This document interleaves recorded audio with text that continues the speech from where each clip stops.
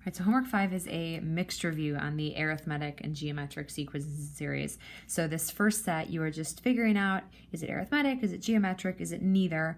So these ones, this goes up 1, up 4. Okay, so it's not arithmetic. Divide this, you get 2. Divide this, you get 3. Okay, so that's not geometric either. So this one is not either one of them. Let's do a couple of these just so you can see some examples. So this one goes down 5, down 5, down 5. Okay, so that one is arithmetic. And then knowing that, we can come up with our formula. Okay, so for arithmetic, the common difference is going down by 5 each time, and we can use that to create our formula. All right, so it looks like this. We start with a sub n. In a sub n, we have the difference times the quantity n minus 1, and then plus the initial value, which is 31. So we can combine that up, get an actual formula. So distribute the negative 5. Here we get a positive 5 plus 31. So that would be 36. All right, so that's our first arithmetic example.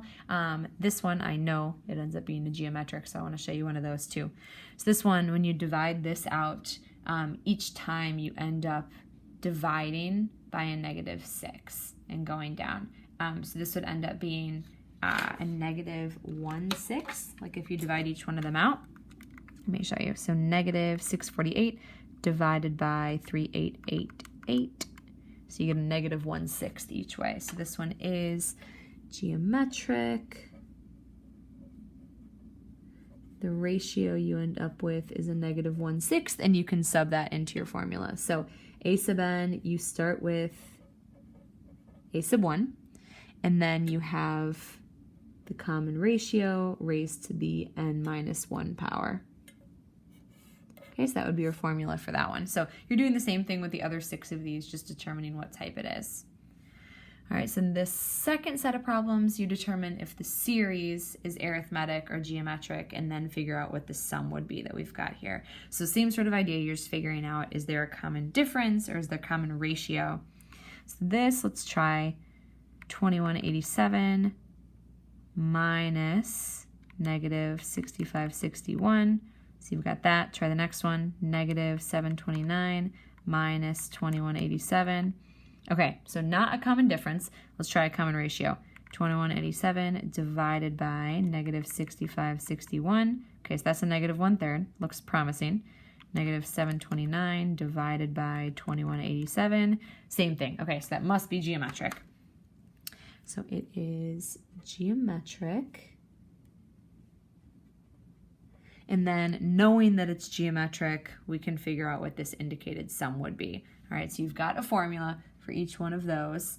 So we first figure out what I just had in the calculator, that the common ratio is negative 1/3.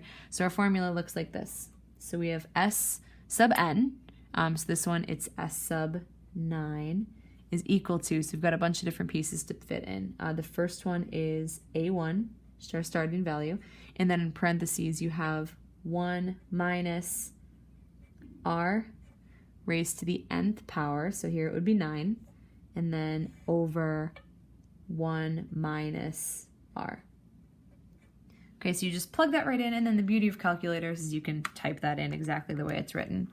So we set up a little fraction, negative 6561, 1 minus negative 1/3 to the 9th power, and then 1 minus negative 1/3. So just type it in exactly the way it's written, double check it, make sure it's all right, and then we get this, negative 4,921.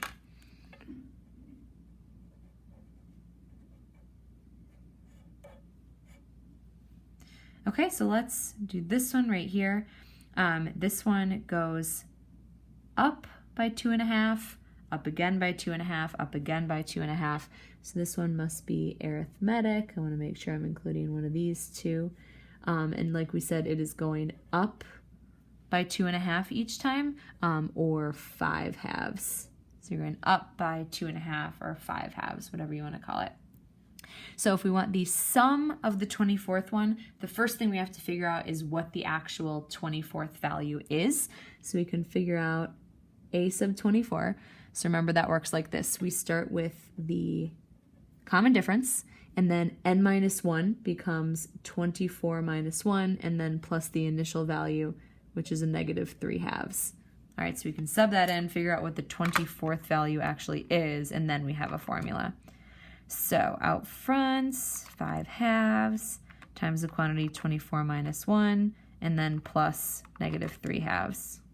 I'm sorry, that was subtraction. Should be a negative sign there. So we end up with 56. So 56 is our 24th term, and then we have a formula for our arithmetic sums. So we have the sum of 24 terms. So it works like this. We've got the 24 out front, and then in parentheses you take basically the average. So the first term, sorry, that should be a 2. So 3/2 plus 56 divided by 2. Okay, so it's 24 and then times the average of the first and last term. So 24, and then in parentheses, negative 3/2 plus 56 divided by 2. So we get this value, 654. Okay, so we do the same thing with the rest of this section. Let's do one of these application problems. We'll do number 18. So it says the football team is running a jackpot, which the prize will start at 2,500, then increase 500 each game if there's no winner. So that, just the fact that it's increasing by 500 on a regular basis, that makes it arithmetic. Okay, so arithmetic has a common difference rather than a common ratio. So we know this is an arithmetic scenario here. So let's finish. If there are no winners, find the value of the jackpot at the end of their 16-game season. So it starts at a starting value, that's your A1, and then it increases by 500 each time. So basically what we want to find is when n equals 16. So our starting value is 2,500. The common difference is 500, and we want to figure out what happens when n is 16.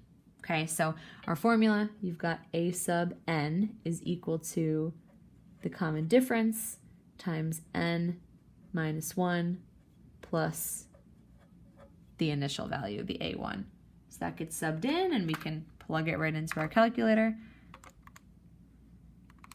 So 500 times 16 minus 1. So that means it increases 15 times from the initial value, and it increases by 500 each time. Plus the initial value ends up being $10,000.